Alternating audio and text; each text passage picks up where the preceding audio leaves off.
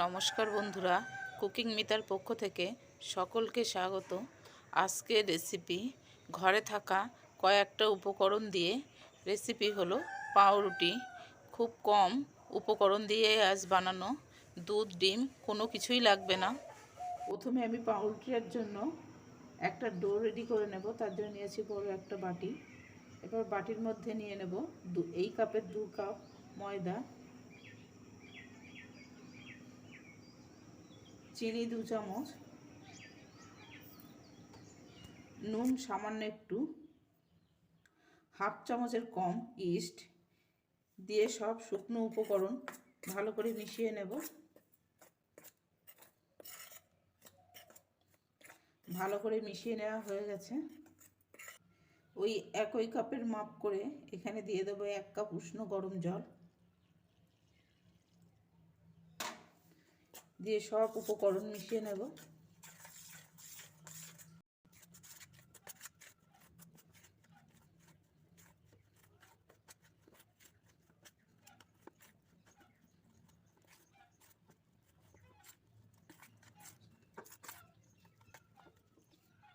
ময়দা এরকমই হয়েছে মেখে। এবার দিয়ে দেব 1 চামচ সাদা তেল। এখানে তেলের পরিবর্তে আপনি বাটারও ব্যবহার করতে পারবেন। দিয়ে এবার হাত দিয়ে মাখবো।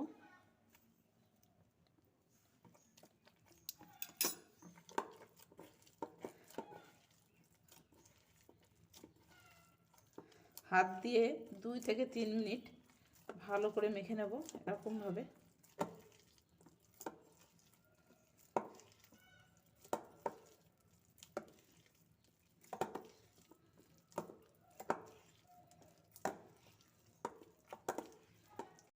এই রকম একটা ডো রেডি করে নিয়েছি।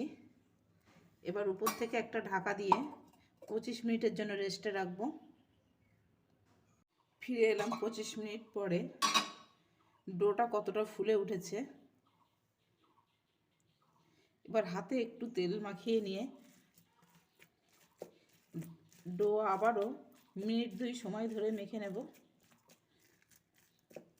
হাত দিয়ে চাপ দিয়ে দিয়ে বাতাসটা বার করে দেব।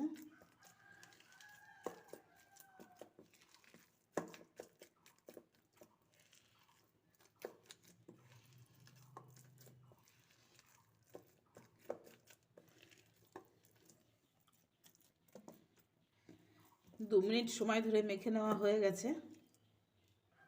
পাউরুটি বেক করার জন্য এরকম একটা নর্মাল বাটি নিয়েছি। এবার অল্প একটু সাদা তেল বাটিতে ব্রাশ করে নেব।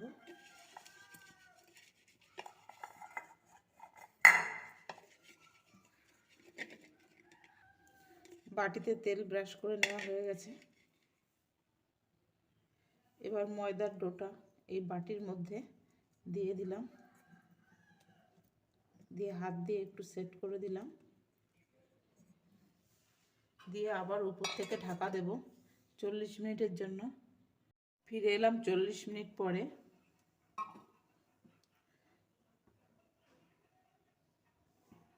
রুটির ডোটা পুরোপুরিভাবে সেট হয়ে গেছে। এবার এই ঘন দুধ উপর থেকে এইভাবে একটা ব্রাশ দিয়ে লাগিয়ে নেব।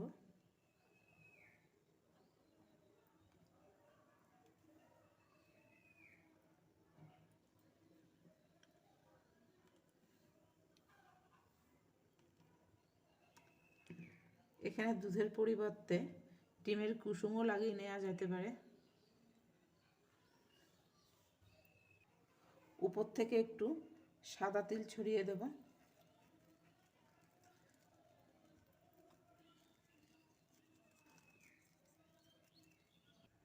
তিন মিনিট মতো খালি কড়া গরম করে নিয়েছি।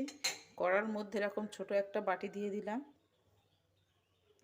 পাউরুটি বেক হওয়ার জন্য পাউরুটি যে বাটিতে সেট করেছিলাম সেটাও বসিয়ে দিলাম। উপর থেকে একটা ঢাকা দিয়ে দিলাম। এবার আঁচটা কমিয়ে 35 থেকে 40 মিনিট বেক করে নেব।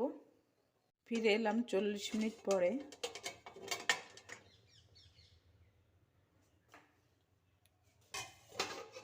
এখন পুরোপুরিভাবে ঠান্ডা হয়ে গেছে। এবার একটা ছুরি দিয়ে এই 4 সাইড একটু আলগা করে নেব এইভাবে।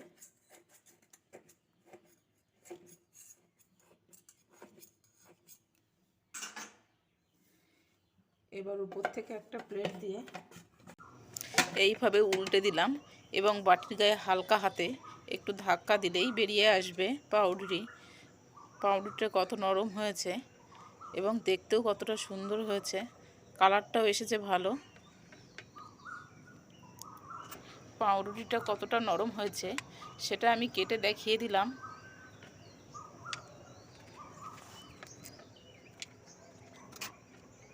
আজকের রেসিপি যদি ভালো লাগে তাহলে আমার চ্যানেলটি সাবস্ক্রাইব করে নেওয়ার অনুরোধ রইল। আজকের মতো এই পর্যন্ত, ফিরে আসব নতুন কোনো রেসিপি নিয়ে।